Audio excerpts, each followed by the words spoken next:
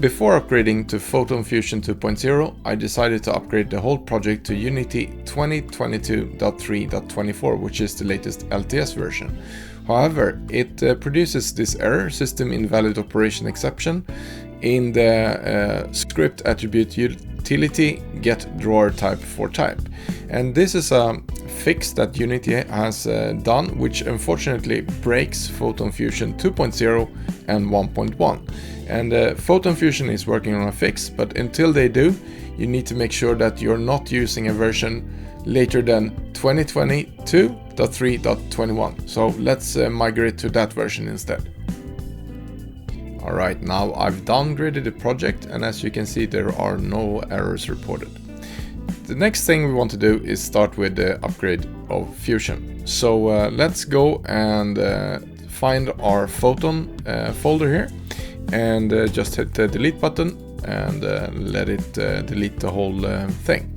And if you have actually started and press play, then some DLLs will actually be running, and it will give you an error saying that it can't delete those files. So make sure that when you're doing this project or a process that you are haven't started your game before this. So just open it in Unity and hit the delete button.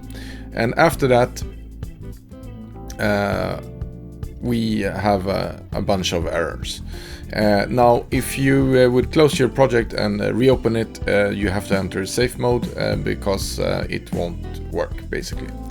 So now we can actually start with installing Photon Fusion 2.0. So just take the package and open it in the Unity editor, which will give this dialog. And I'm using the release candidate 5 build 824. Use the latest one that you find on the Photon website, and then hit the import button and let it work for a while. Now, if we look at the console, we are going to have a lot of errors. Some of them are related to actually the upgrade, and we can ignore those, but the others are related to changes in the APIs. So with the changes that have been done with Photon Fusion 2.0, our project no longer works, and we need to make, well, some changes, a fair amount of changes actually. So we will just pick one from the top, and let's just take this network character controller prototype custom cannot derive from seal type network transform. So with the changes that they've done, we can no longer do this in our code. So if we just double click and open it in Visual Studio, and now we can see that this problem is caused by this code line here, and the network character controller prototype has actually been replaced by a network character controller, which is better. So we're not going to bother with actually fixing this problem. We're just going to make sure that it disappears, and instead we're going to use a network behavior. And the only reason that we're doing this is to fix the error, and then we're going to get rid of this in our code. So we're just making the error go away. We're actually not going to use this. Then we have this order before, which is no longer used either. Instead, we should use the regular way of handling execution orders in Unity. But for now, let's just get rid of this because, as I said before, we're going to get rid of the whole thing. Then we have a protected override something here. Just comment it out. And the same with everything where we have an error. So protected override, just remove protected here and have awake, remove the base, and then we have some assert, remove that. Actually, let's just get rid of the whole thing, copy from buffer, and simulation config, just delete this. Okay, so save, and actually needs that, and now we don't have any more errors here. Perfect, so we can save that and go back into Unity. If the problem is still listed here, just hit clear, and then it will just show the current problems that we have. And well, there are a few more. One of them is that the namespace name changed has disappeared. So the whole change handling in Photon Fusion when it comes to network variables is different. So we can no longer use this way of doing it. So let's actually start with our HP handler and open that in Visual Studio and have a look at how it looks. So right now we're using this changed here, and it needs to be deleted, and we need to use the change management, the new change management process. So let's just delete here OnChanged and OnChanged there. So those are just network now, but we still need to be able to react to when these variables are changing. So we need to use the new method, which is the change detector, and we need to fetch the change detector once the object has been spawned. So it doesn't work to have it in the wake or start function. We need it when it's spawned. So I'm going to go to the bottom of the page where I usually have my events, and then we're going to add our public override void spawned. So this will be called when the object has been spawned. And what we will do is we will take, well, we need to get the change detector. So get change detector, change detector.source simulate state, and assign that to change detector. So now we have the change detector. Then we need to sort of pull this to find out if something has changed, and that is something we're going to do in the render method. And I usually put that right after the update. So start, well, we don't have an update here, but I usually keep it here. So we have the order like start, fixed network update or update, and then I'll put in the render. So I know that this is the order that I usually have in my projects. And then we need to loop through our change detector. So we're going to do a for each with variable change in change detector dot detect changes, put in this, and out variable var previous buffer out var current buffer, so that we can compare what it was and what it is now. And in this we are going to get this change, which is a string and contains the name of whatever changed. So in this case it could be the HP here, or is dead. So let's add a switch statement so that we can determine which we're actually reacting to. And then we are going to add a case and say, okay, it's going to be a name of HP, which is the same as our byte here, the networked variable. And if that happens, we're going to do some stuff, and then we are going to break. So break will stop this and move to the next part in the for each loop. And then we had the same for is dead. So case name of is dead, and we're going to break when we have done something.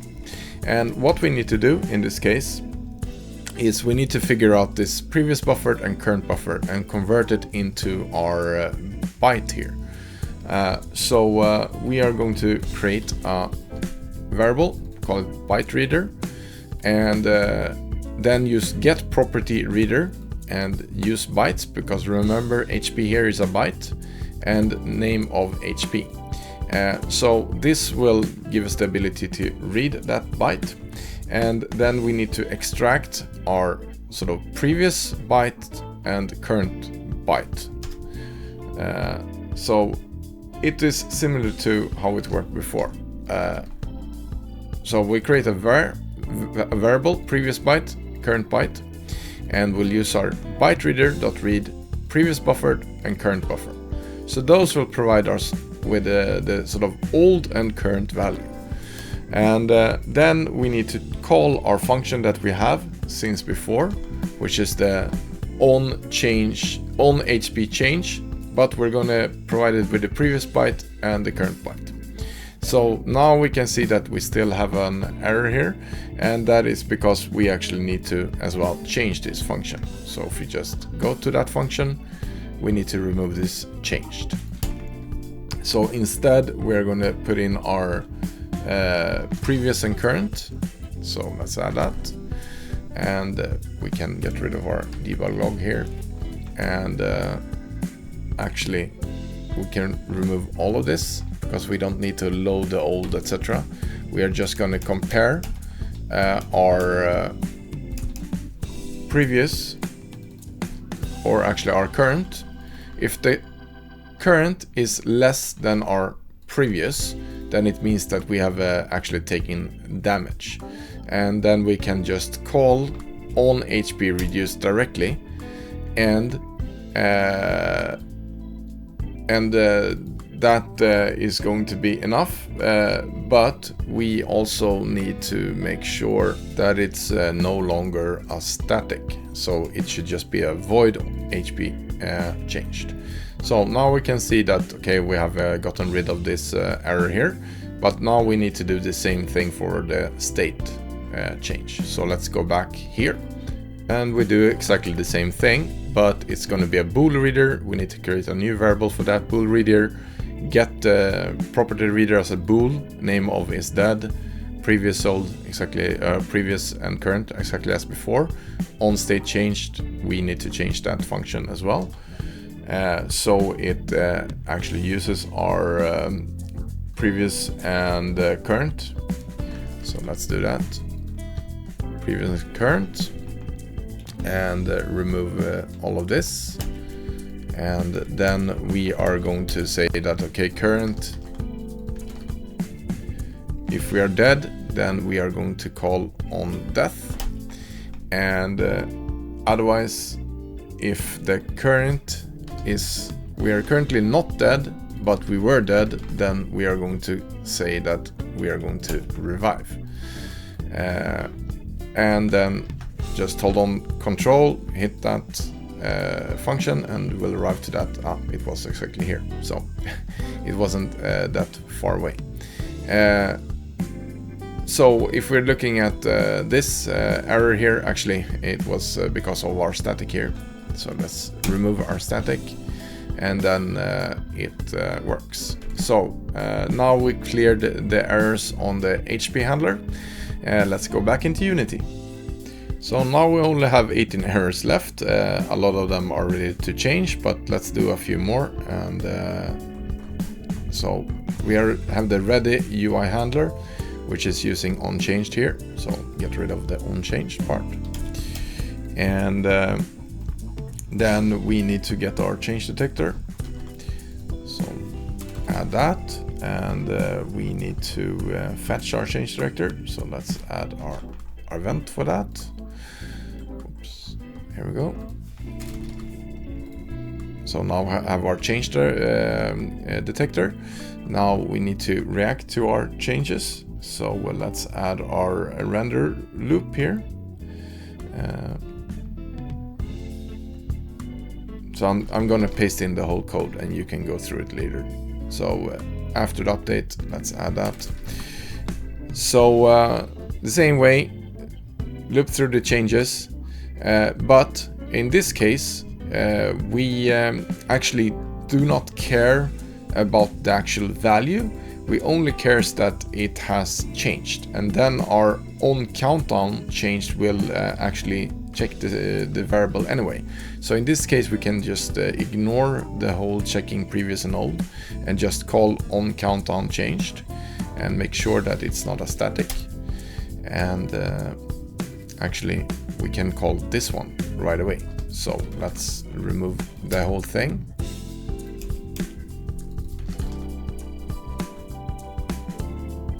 And yeah, that's enough. So now we are calling it directly, which will then take our countdown, which is our network variable, which should be updated anyway, and then just count down. And this is just a visual update anyway, so it's not that super important anyway. But now it works. But we have a problem here, which is, says that the runner SetActiveScene is not working, and it's because, well, SetActiveScene is no longer used. Instead, we have something called load scene. So do runner load scene with the scene name, and that resolves that error. So let's save, go back into Unity. So let's take next one. Same thing here, remove OnChange, add our change detector, and in this I think we already have spawn somewhere. There we go, override void spawned. So in this case we need to get it here, the change detector, and not add a new public override. So then we have our change detector, and then we need to react to it. So essentially exactly the same thing as before.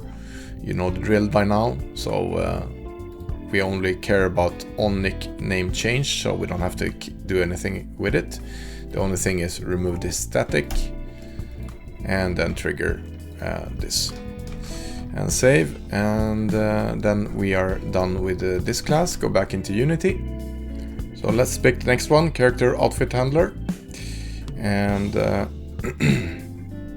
remove this OnChange. Same with the second one. Add our change detector, and then at the end of our code, let's make sure that we are detecting it once we have spawned. And then we're going to add our renderer method. So after start, let's do that. And I actually changed the name of one outfit changed. Let's get rid of the static function for that. And the other one is somewhere. This one. We'll just change the name of the function to on is done with character selection change, and delete the old static function. Okay, so that's one more fixed. Let's go back into Unity. Then let's take care of the weapon handler, and get rid of OnChange there, and add our change detector. No more network, right? So change detector, and then we are going to find it on spawned, right? So on spawned, find the change detector, and then we are going to do our render update. And in this case, we care about the values it had before. So after the fixed network update, let's do a renderer, and let's create a bool renderer, and the property reader type is bool, and with the variable is fire. And then we have the on fire change that we need to change our function on. So it needs to be this previous and current. And then we actually just care if we are firing right now and weren't firing before, it means that we are going to call our on fire here. And then it says this static, and it's because the whole thing is static, so remove that. Okay, so no more errors there. Go back into Unity. Okay, so then we have a bunch of spawner problems that does not implement interfaces. So if we go to the top interface here, we can see that there are a bunch of interfaces that are not implemented. So press show potential fixes, select implement remaining members explicitly, and it will add them at the bottom. But let's remove the throw not implemented exception, so they just continue. Perfect, so save, go back into Unity.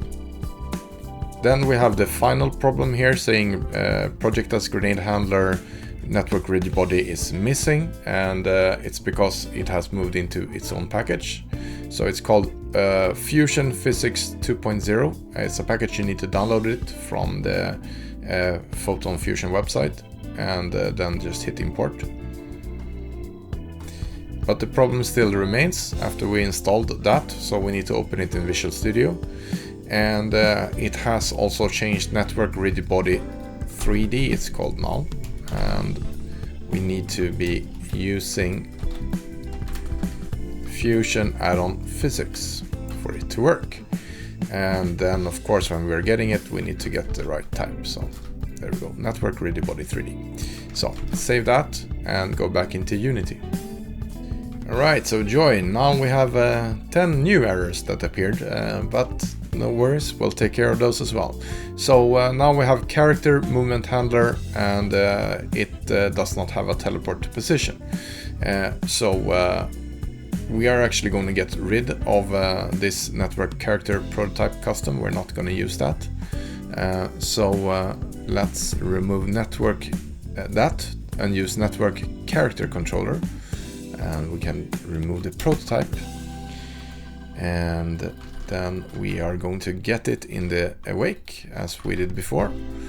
And then scroll down and have a look at, okay, so we need to update our network character controller, and it has a move and it has a jump, so that's all good. And then we have the velocity, and it has that as well, so that's good. Then we have this network character controller, and it's called teleport. And then we want to be able to disable it. So let's take the whole controller instead. Network character controller enabled, and feed it with is enabled. Alright, so save that, and that solves those problems. So the next problem is our network runner handler, which cannot convert from an integer to a Fusion scene ref. Here we have the scene manager that returns an integer, but now we need to use scene ref from index and use that instead of this. So that solves that problem. And then we have initialized, which does not exist anymore, so let's just get rid of that for now. And then we have our host migration. So we are trying to get our network character prototype custom, which does not exist. So we're just gonna have a network character controller, right? And that does not appear to have something called read position. So let's just take the transform position and rotation, same there. Let's go for the transform rotation. Perfect. And then we had SetActiveScene that did not exist anymore, so it's load scene instead. And load scene does not want that, so it doesn't want a build number. So let's get it a scene ref and see if it is happy with that. It is, so that's good. And then we have a few more of those, so let's just fix those. Oops.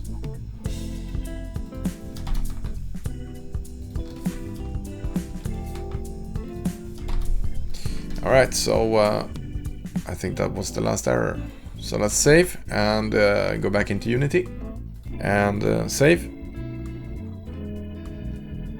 And take it for a spin and see what's happened.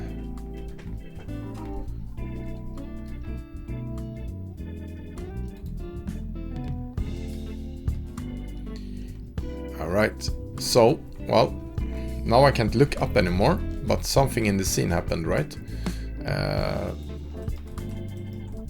Nope, not really.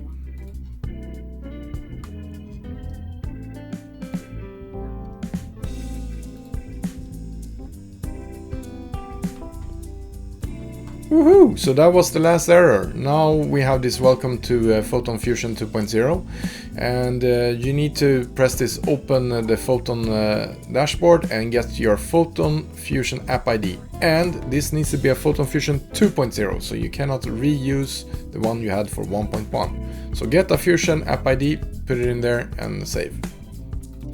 Alright, so if we hit play now, actually the game won't work. Some things might work, but most things should not work. So let's have a look at what's going on. And yes, we have spawned a bunch of bots, and some of them are apparently firing, and we can't move, but we can look around. So first of all, we need to fix our character handler, or remove our prototype, the character networked prototype. So yeah, keep changes, and this one, network character controller prototype. So let's get rid of that. Actually, let's try to remember some of our values here. Acceleration 50, braking 30, well, max speed 680, well, something like that. So we remove that one, and we need the new one, character networked character controller. There we go. And what was it? 30 something. 30. Let's increase it to 50. 50 max speed.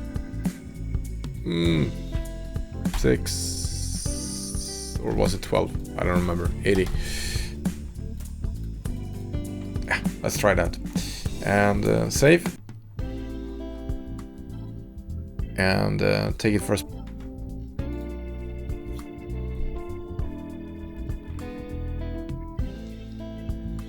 Alright, so now when we are playing, we can see that, okay, now our view is stuck.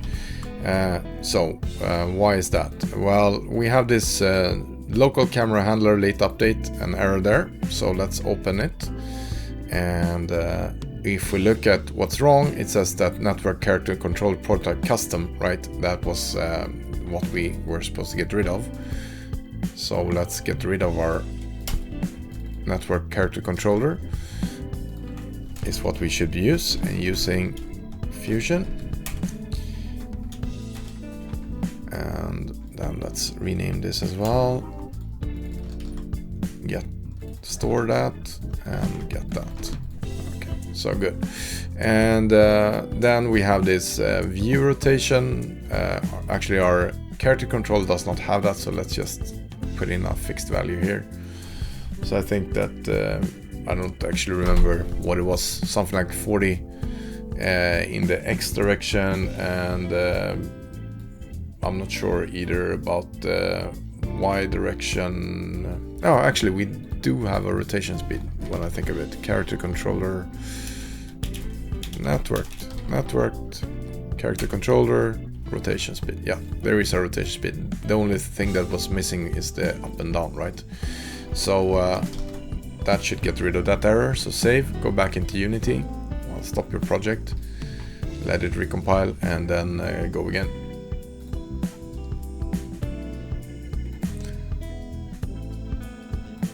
Alright, so actually the value was a bit low, and we are very fast at running, so I think my values were a little bit high while they're running around having fun. And they're, well, this is like a total new game. So my up and down value was a little bit low, and my running speed feels a little bit fast, and my jumping is a little bit low. So I should probably have picked some better values, but yeah, you can change your values on your own. So what's going on with this running around business? And there are some errors still. So let's have a look at the errors. And they are spamming calculate fire direction. So apparently something is wrong with that, and let's have a look at what's wrong with it. It's trying to do a runner lag compensation raycast, but we haven't added this lag compensation manager. So that needs to be done in the Unity editor. So go back here. There are two ways of doing it. Either we can configure it directly in the Photon Fusion settings, or we can add it to our network runner. So let's add it into our network runner prefab here. So this should have a hitbox manager. And let's just save that. And now if we run again, at least they should be shooting each other.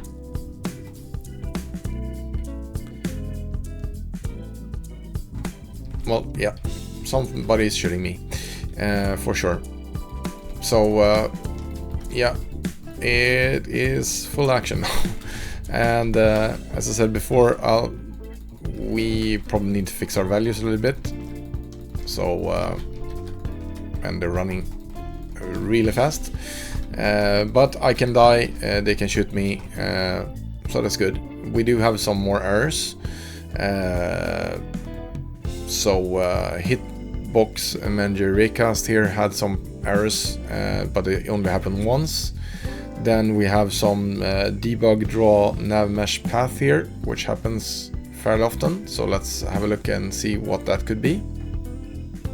So the issue here is that the Navmesh path is null, and I guess it could be because it happens when we are assigning it in start, and some things are maybe not ready. So let's just have a check for that. If it's null, then we'll return, and we need to do a similar thing with get direction to target here.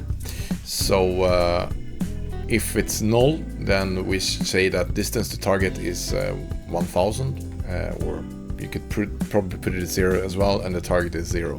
It doesn't really matter, we should just catch it. So let's say that and try it again in Unity.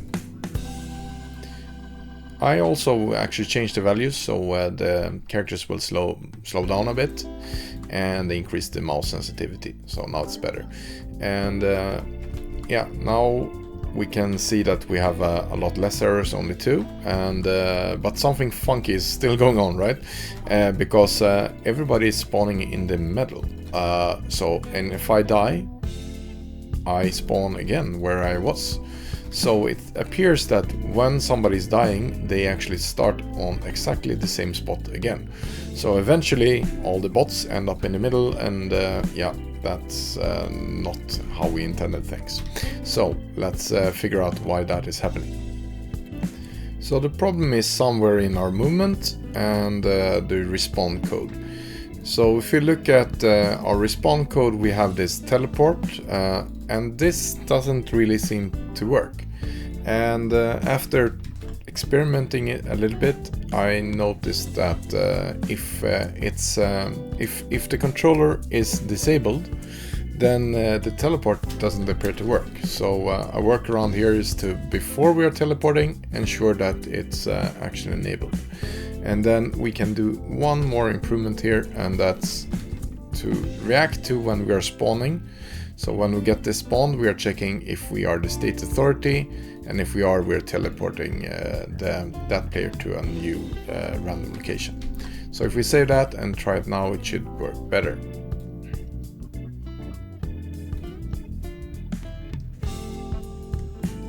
Alright, so now I spawn somewhere else, and the bots appear to actually not spawn on the same location. So let's die and see that I actually get respawned. Yes, I got spawned to a new location. So now all the bots are not in the middle, which is great. So another thing that we can see in our console is that we are getting this Fusion tick 1397 is not in the hitbox history, and it's using an older tick instead. So I'm not really sure why this is happening. It's happening all the time when the bots are firing, and it doesn't really appear to have an effect on the game. And at first I thought it was maybe because I had forgotten to enable the LagCompensation, which we actually have. So if you look at Photon and then go under where are we? Fusion, and then resources, we can look at our network project config. So our network project config, we can see that our LagCompensation is not enabled, so let's check that. And also host migration should be enabled. However, that does not solve this problem, so I'm not really sure what is causing it. And I saw some posts on the Photon Fusion Discord that others also had this problem, so I guess we have to wait and see what the Photon team comes back with. Then let's add one final test where we are running one host and the different clients. So let's just join the game as clients, and yeah, here we go. I can ready up and change our arms and it works on all the clients. Actually the ready icon seems to have gone missing, but that is easily changed later on. So now we are running around, and I'm right now playing the one in the top right corner or bottom right corner, which is a client, so it is working fine. And then we can switch to another client, and yeah, I died, but yeah, the clients are working, the servers or the host is working. So it was a rather lengthy tutorial how to upgrade from Photon Fusion 1.1 to Fusion 2.0. But I mean, maybe your project is a little bit smaller, or maybe it's really big.